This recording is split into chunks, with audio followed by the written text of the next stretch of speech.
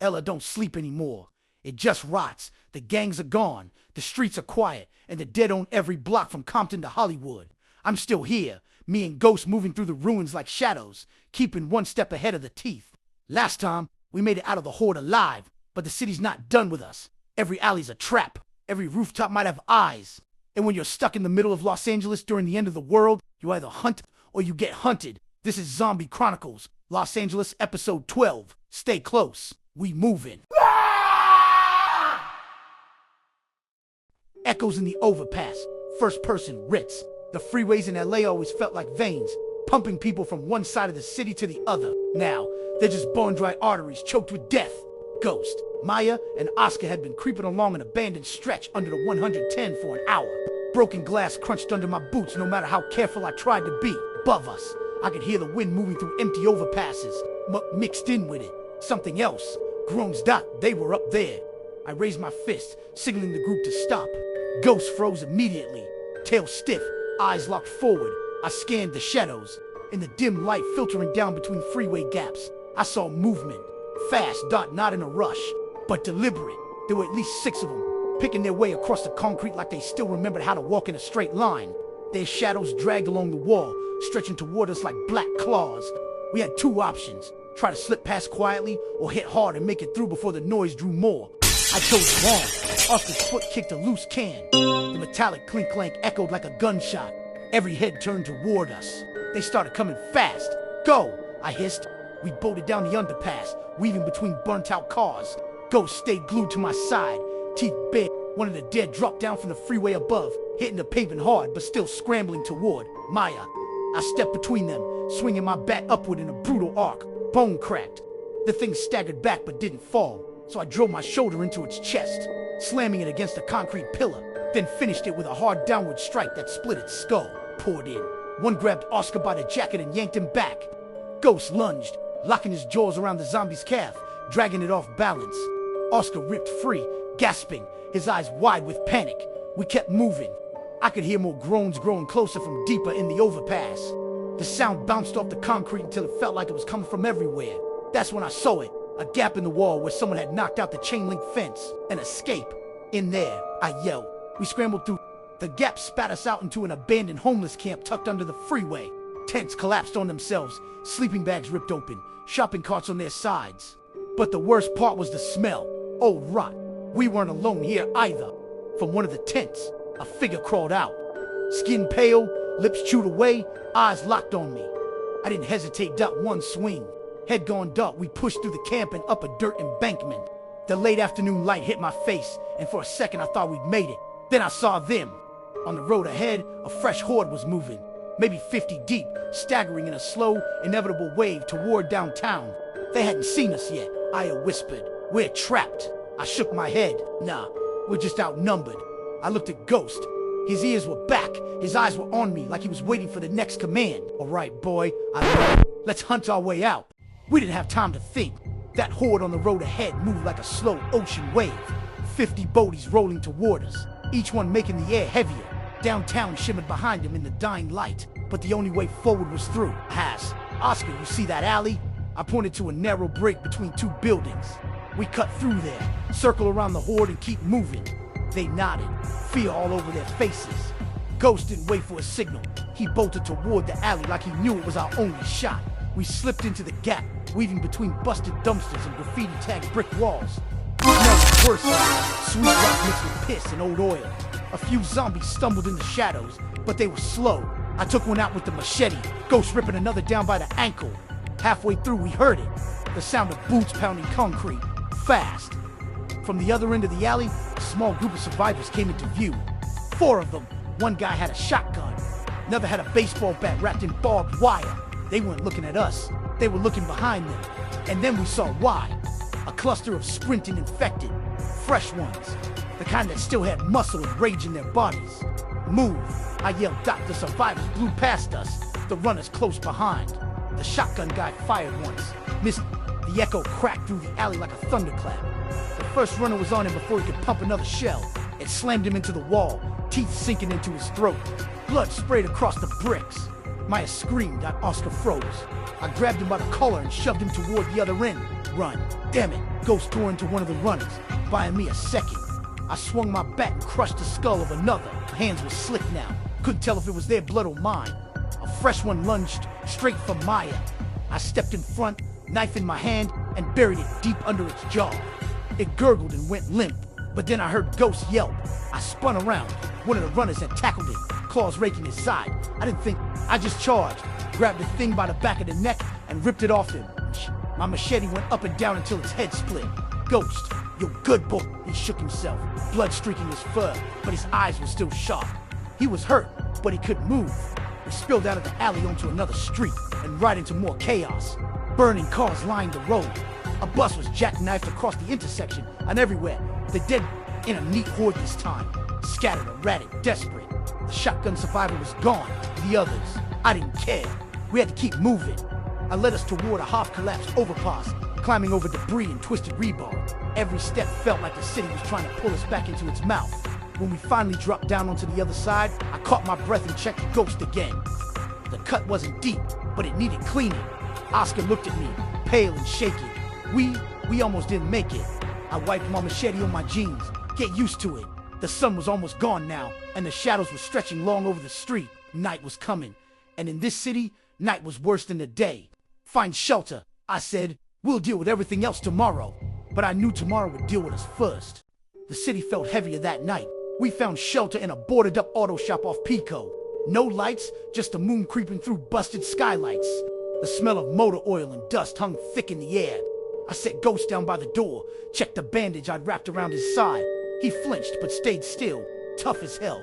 That dog, Naya, sat against a wall, bat in her lap. Oscar paced the floor like a rat in a trap. I could tell he wasn't built for this. Not really.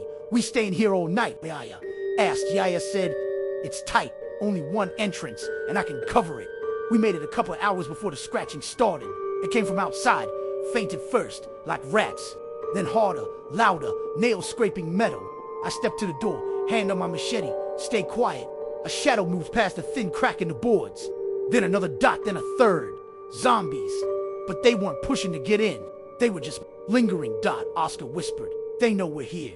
I shook my head. They can smell us. We wait them out. They'll crash. A window in the back shattered.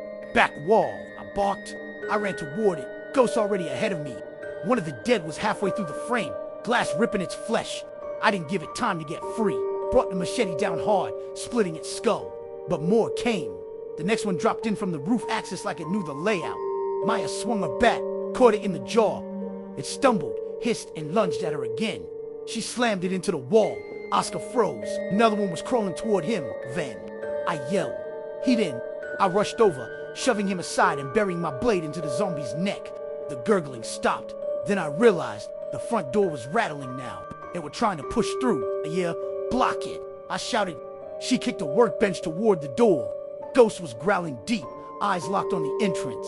His tail was stiff, hackles up. He knew more were coming. The pounding got harder. The boards groaned. Damn it, I muttered. They're not giving up. Oscar finally spoke. We can't hold this place. There's too many. He was right. I checked the bandage on Ghost again. Still holding. He could run. We all could. But it would mean breaking out into the street with no idea how many more were out there. The door cracked. Fingers slid through the gap, clawing at the air. I looked at Maya. She was breathing heavy, ready to swing but scared. Oscar was pale. Ghost was ready to tear anything apart that got too close. We had two choices. Try to fight them off in here until the boards gave way, or run now into whatever waited outside. I hated both options, but standing still wasn't one of them. I gripped my machete and nodded toward the door. We run, on my count. Maya's eyes went wide. Now I kicked the boards off the side window. The cold night air hit my face, smelling like rain and blood. Ghost bolted first, leaping into the street. I followed, machete up. Maya and Oscar scrambled behind me. We didn't stop running, not when the moans swelled behind us. Not when shapes moved in the shadows ahead. 'Cause in LA, if you stop, you don't start again. We didn't stop moving, not for the moans behind us, for the shadows cutting across the street. The air was cold enough to sting, but my sweat was running hot down my back. Ghost kept pace, never pulling ahead, never lagging. Was breathing hard but holding up. Oscar, I wasn't sure if he'd last. The pounding of feet behind us faded. I thought maybe we'd outpaced him, until I saw the light, Flashlight beams cutting through the darkness, coming from up the block.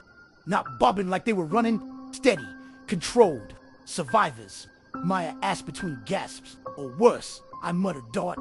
We slowed as we reached the corner. The beams stopped moving. Then a voice called out, "Hey, over here!" Two men stepped out from behind a burned-out sedan. Both had rifles. One was tall and broad, wearing a faded Dodger's jacket. The other had a camo vest and a shotgun slung low. I didn't like how they moved. Too casual for people living in this city. "Where you headed?" Dodger's jacket asked. "Anywhere but here," I said. The one in camo grinned. "Yeah, you don't want to go that way. Big herd about 4 blocks up. Then we'll go around," I said, trying to step past. He shifted to block me. "We got a camp. Food, water, beds. Safer than running blind out here." Haya glanced at me. "Rich." I shook my head. "We're good." Dodger's jacket stepped closer, eyeing Ghost. "That's a big dog. He eats good." I tightened my grip on the machete. "He eats better than you if you keep talking." The air got heavier. The kind of quiet that comes before the wrong move. Then I heard it. Boots scraping behind me. I turned. 2 more of them coming up from the rear. They weren't rescuers, they were hunters. "Look," Dodger's jacket said, voice low. "We can do this easy, or we can do it hard."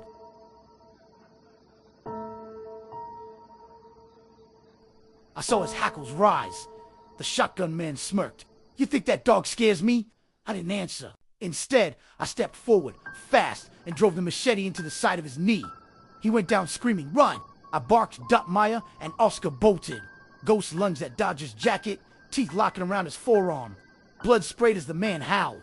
I yanked Ghost free and shoved him ahead of me. The 2 from behind opened fire, bullets sparking off the pavement. I ducked behind a wrecked SUV, yanking Ghost down with me. "Naya, keep going." I swung out from cover, firing 2 shots from my pistol.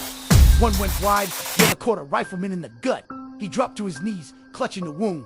I didn't stick around. We cut through an alley, vaulted a chain-link fence, and hit the next block running. By the time we stopped, our breaths were steam in the cold air. Naya looked at me, eyes wide. They weren't gonna help us. "No," I said. "They were gonna strip us and leave us to." Oscar swallowed hard. "The dead aren't the only ones hunting out here." I glanced down the street. The city stretched out ahead of us like a bad dream. "Yeah," I said, tightening my grip on the machete. "And the living are a hell of a lot worse." We didn't make it more than 4 blocks before I knew they were coming after us. The city's too damn quiet for footsteps to hide. Even with the moans of the dead echoing off the buildings, I could hear boots scuffing and crunching glass behind us. "They're still on us," I muttered. Naya's eyes darted back. "How many?" "Enough." We were moving along a stretch of boarded storefronts on Olympic. Streetlights busted, the shadows swallowing everything past 20 feet. Ghost kept checking behind us, tail stiff, ears locked forward. His low growl was my confirmation. "They're tracking us," Oscar whispered. "Yeah," I said, "but they're too loud to be real hunters. We can use that." I led them into a narrow cut between a laundromat and a taco stand. It reeked of grease and piss, the kind of place you don't linger in during normal times. At the far end, a fence blocked the way out, easy to climb if you knew how. I turned to them, up and over. Now, they scrambled. Dot Maya went first, quick for someone carrying a bat. Oscar hesitated, fumbling for a foothold. The boots were closer now. Voices. 2. They went this way. I shoved Oscar up by the back of his jacket. He clambered over and dropped down on the other side. Ghost was next. He leaped up against the chain link and I hauled him the rest of the way. I was halfway over when I saw them. Dodger's jacket and camo vest limping down the alley with 2 more behind them. They were closer than I thought. Too close. "Get him!" Dodger's jacket roared. One of them raised a rifle. I dropped back to the alley floor just as the shot cracked past my head, splintering the wall. I dove behind a busted dumpster. The air stank of rot and old beer. Hot was slamming against my ribs. "Come on out, tough guy!" One of them yelled. "Ain't nowhere to run." I peeked out just in time to see a shadow move fast in the darkness. Not theirs. And Zet moans followed. The dead had heard the gunshot. The first one came lurching around the corner, skin hanging from its jaw, eyes cloudy, dragging a busted leg but still moving. Then another, and another. The scavengers didn't notice at first. They were too busy sweeping the alley with their rifles. But when the first zombie grabbed one of their men by the shoulder and bit deep, gunfire popped off in every direction. The alley lit up with muzzle flashes. Screams bounced off the walls. I didn't wait. I vaulted the fence, dropped to the other side, and took off running with Ghost, Haya, and Oscar were waiting just past the corner. "What happened?" Maya asked. "They got what they were looking for," I said. We pushed into the next street. Behind us, the gunfire started to fade, replaced by wet, ugly sounds. They're not gonna make it, are they? Asker asked. I shook my head. My problem? The city was dark ahead, but there was a faint orange glow about 10 blocks up, like a fire burning out of control. It might have been another survivor spot, or just another trap. Either way, we were heading toward it, cause standing still in LA means dying slow. That orange glow pulled us forward like a bad instinct. In the old world, it might have been a bonfire, a block party, something worth showing up for. But in this one, light meant people, and people could mean trouble. We moved fast but low, hugging shadows along Pico, until the heat from the glow hit my face. Gut tightened. This wasn't a bonfire. It was a bus yard. Half the lot was on fire. The skeletons of metro buses stood in rows like graves, black smoke rising into the night sky. The smell of diesel and burnt flesh mixed until my stomach twisted. Ghost's ears flattened. Maya wrinkled her nose. What is this? I didn't answer. I already knew it wasn't good. From the far side of the yard came voices, laughing, shouting. We crept closer, weaving between burned buses. The heat on my skin got worse. That's when I saw them. A group of 6 men, all armed, standing in a loose circle around a steel oil drum. The fire inside it roared. One of them was feeding it with something big and dark. It took me a second to realize what it was. Both, they were burning corpses. Not all of them dead. One body flinched when it got too close to the flames. The man holding it shoved harder, forcing it in while the others cheered. Oscar whispered, "Oh my God!" Maya's grip on her back tightened. We should leave. I almost agreed, until I heard it, a muffled cry. It came from a pile near the fence. We slid closer and I saw what it was. A cluster of people tied together, gagged, eyes wide in the firelight. They were alive, prisoners, I muttered. One of the armed men turned suddenly, scanning the shadows. I ducked behind a bus, heart pounding. Yo, he yelled toward the others. Thought I heard something. The group went quiet. The only sound was the crackle of flames and the faint moans of the gagged survivors. I looked at Maya Dot. She shook her head like don't, but I couldn't walk away. I waited for the men to drift back toward the fire, then motioned for Maya and Oscar to stay put. Ghost followed me low and silent toward the fence. I slipped up to the pile of prisoners and cut one of the ropes with my machete. The first guy I freed stared at me like I was a ghost. I put a finger to my lips, quiet, but one of the women's gags slipped. She let out a gasp. The nearest man turned. Hey! The firelight flashed off his rifle as he raised it. I didn't think. I shoved Ghost toward him. Dog. Hit him low, teeth finding flesh. The man screamed and went down. The rest of the group started shouting, grabbing their weapons. Run, I barked. The freed prisoners scrambled to their feet. Naya and Oscar were already moving toward the far side of the yard, waving them through a gap in the fence. Gunfire erupted. Sparks jumped off the buses as bullets slammed into metal. I grabbed the last prisoner, a young woman, and shoved her toward the opening. A round tore through the air past my ear. I spun and fired twice. One of the armed men dropped, clutching his chest. We barreled through the gap in the fence and into the street. Everyone was panting, eyes wild. Where do we go? Oscar asked. Anywhere but here, I said, behind us. The glow of the burning yard kept rising, and I knew those men weren't gonna let this go. We moved quick but quiet through the broken streets, trying not to make a sound. The people we'd freed from that yard were sticking close, still looking like they couldn't believe they were out. They weren't fighters. Some limped, one kept stumbling, but I couldn't leave them behind. The glow from the fires behind us was like a beacon in the night. It lit the skyline and pointed right back to where we'd come from. And I knew the ones from that yard wouldn't just let us vanish. Ghost was on alert, keeping his nose up, leading us west toward an old mechanic shop I knew. Solid brick, tight entrances, and enough space for all of us. If we made it there, we could catch our breath. 2 blocks away, the low rumble of engines cut through the night air. I motioned everyone down behind the remains of a collapsed wall. Peering out, I caught sight of 2 trucks rolling slow. Headlights off, thought it wasn't a search. It was a sweep. They're fanning out, Maya whispered. Yeah, I said, and they're coming this way. We couldn't risk heading straight to the shop. They'd be there first. One of the freed survivors looked at me nervously. What do we do? I checked my bag. Supplies were low, ammo even lower. We weren't ready for a fight. I scanned the street, looking for something, anything, to tilt the odds. That's when I saw the old billboard leaning at an angle over the road. Its base was rusted, barely holding. I turned to Maya. Take them south, cut through the back streets. Keep moving until you lose the glow behind you. She gave me a look like she already knew what I was about to do. Rich, go, I said. Ghost and I will steer them off you before she could argue. I was already jogging toward the road, keeping just enough distance so they'd see me. The truck slowed. I waved both arms. Right here. They turned onto my street. Engines roared. I sprinted toward the billboard and climbed the side ladder fast. Ghost scrambled up a pile of debris next to it, making it halfway before I helped him the rest of the way. Low, they were picking up speed. I hooked my crowbar into the main support and leaned into it with all my weight. The metal groaned. Rust gave way. The billboard shifted forward, tipping into the street. It slammed down across the hood of the lead truck with a deep crunch.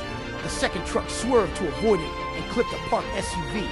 In the confusion, Ghost and I climbed down the far side and slipped into the alleys. Heart was pounding, legs burning, but we didn't slow until the sound of the engines faded behind us. By the time we reached the shop, Maya and the others were there, dragging a workbench to block the front door. "You're reckless," she said. "You're welcome," I replied. We had bought time. Not much, but enough to breathe. And in this city, that's more than most get. The shop was quiet, too quiet. Even with the workbench braced against the door and the windows boarded, I could feel the city pressing in on us. The fires from the bus yard were still glowing faint in the distance, a reminder of who we'd crossed. "They'll come," Maya said quietly. I nodded. "Yeah, they'll come." We didn't have the luxury of waiting for them. I checked the windows in the back, making sure we had a way out.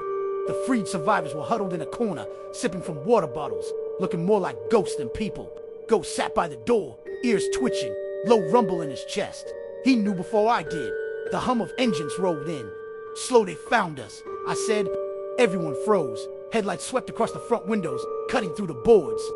The rumble of the truck stopped right outside. Doors slammed, boots hit the pavement. "They're surrounding us," Maya whispered. I grabbed my bag and slung it over my shoulder. Then we don't make it easy. I moved to the back door and pried it open an inch. The alley behind was empty, but I knew they'd cover it soon. I looked at Maya and Oscar. "You lead the survivors out. Keep low. Ghost, and I will slow them down." "Rich, no time," I said.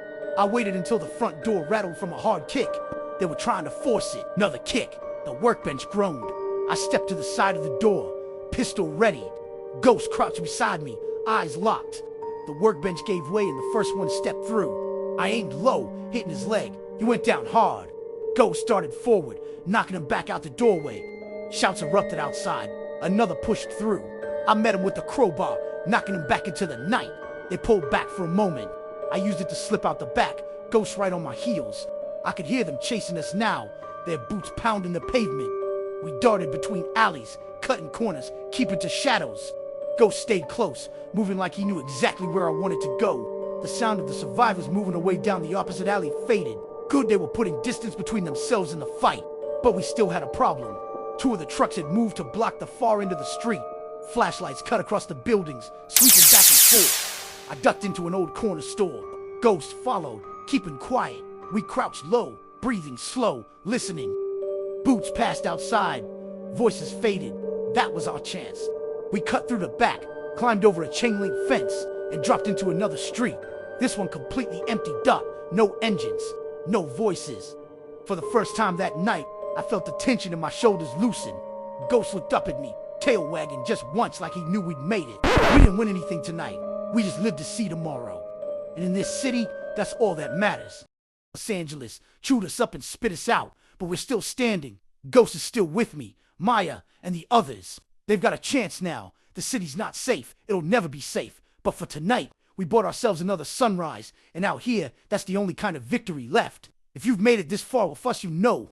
Survival isn't luck. It's grit. It's fight. It's never stopping, no matter how bad it gets. This was Zombie Chronicles, Los Angeles, episode 16. I'm Rich, and I'm still alive. You've been listening to Whispers Between Worlds. Hit subscribe, and we'll see what's left of the next city.